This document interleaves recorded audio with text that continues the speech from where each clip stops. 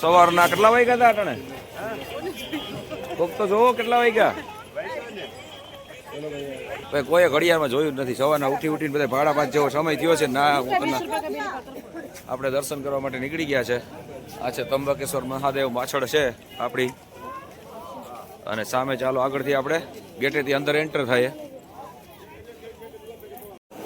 6 જેવો સમય થયો છે અને અમે બધાય મંદિરના લાઈનમાં લાગી ગયા છે. જો આ રીતે અમારે પ્રદક્ષિણા કરી અને દર્શન કરવા જવાનું છે.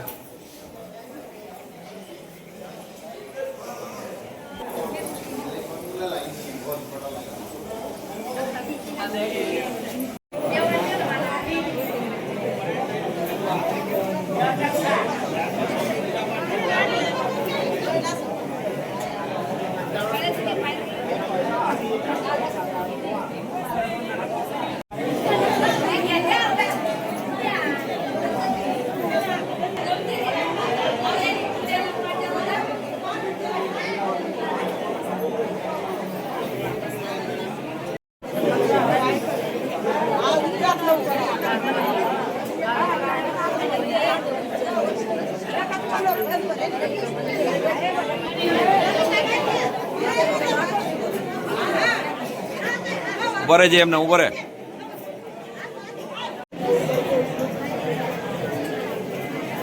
શનિવારી તેલ સડાપવું શનિ દેવી.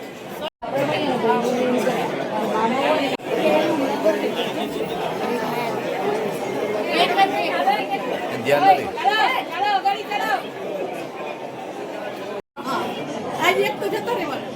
કોણ? ભગવાન જાણે. એને ઓર્ડર હે, ઓર્ડર છે 2 તારીખનો.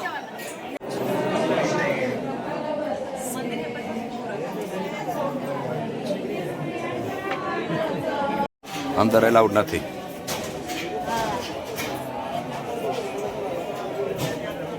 હા એ રીતે છે.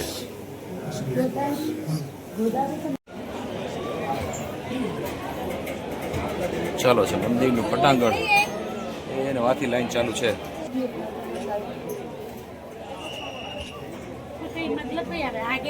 કઈ હા કે ડાયરેક્ટ કોન્ટેક્ટ લાગે.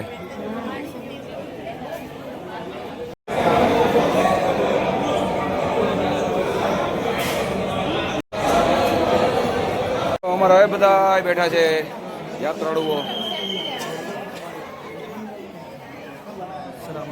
सर आप भी ब्लॉग में आओगे यूट्यूब में? माँ पार्वती पते हर हर મહાદેવ. ચલો સૂર્યદેવે તમને જોઈ શકો છો જરાક નહીં એવા દર્શન દીધા છે ડુંગરની ઉપરથી. હમણાં પૂર્ણ દર્શન આપી દેશે આપણે. અને અત્યારે છે અમે ત્રંબકેશ્વરની પવિત્ર સ્થાન પર. હા ચારે બાજુ જો આવી રીતે, અને પઠાર કહેવામાં આવે છે, અને પર્વત ના કહી શકાય.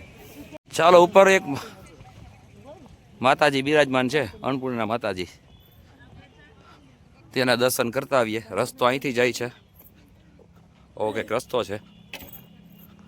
કેટલા પગથિયા હોય તો ખ્યાલ નથી, એમનો સીધો રસ્તો હોય તો ખ્યાલ નથી.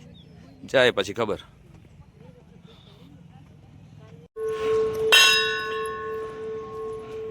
ઉભી રહ્યા માતાજી આવે ને ઝૂમ કરીને ફોટો જરાક વિડીયો ઉતાર લો.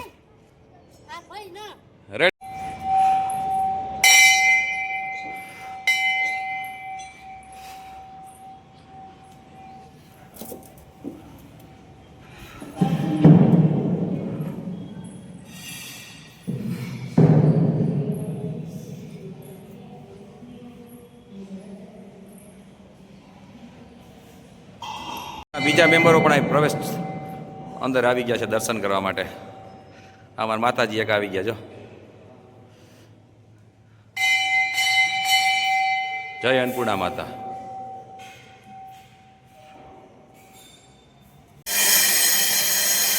જય ભૈરવનાથ.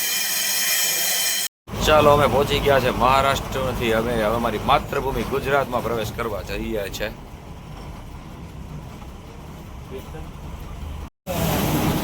Hi,